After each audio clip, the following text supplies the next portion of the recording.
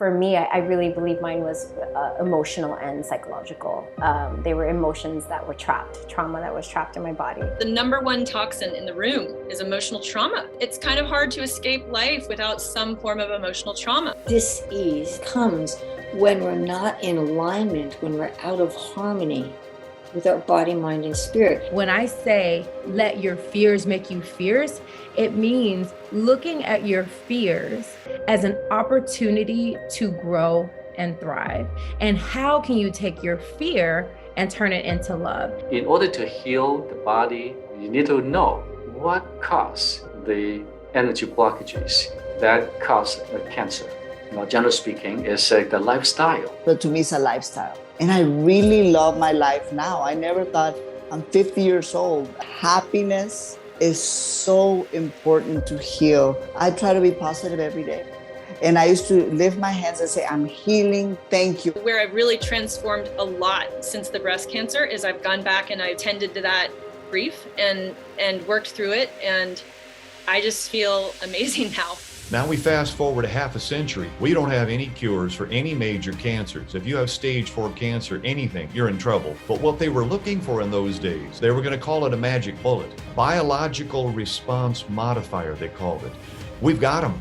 It's in food and supplements. It's in herbs and spices. It's in fruits and vegetables. And I would say pretty much everybody's sick. And the reason they're sick is because they're living on a diet that is wrong for human beings. But a lot of people put their life at risk doing high-fat, low-carb, ketogenic diets. We know we want to pack the body with fiber-rich, nutrient-rich, naturally low sugar, naturally low chemical added foods. Dairy with any cancer, that's probably the number one feeder of a cancer because dairy has so many different growth factors in it. What is dairy? It's a product to make a baby grow quickly. And if you're trying to grow a cancer, you couldn't do better than to take the human body and flood it with molecules that make cell membranes unstable, that disrupt gene stability, that increase hormones that fan cancer growth. And our Western diet seems to be tailor-made for this. And the food molecules wash through your cells and they turn genes on, they turn genes off. They induce enzymes,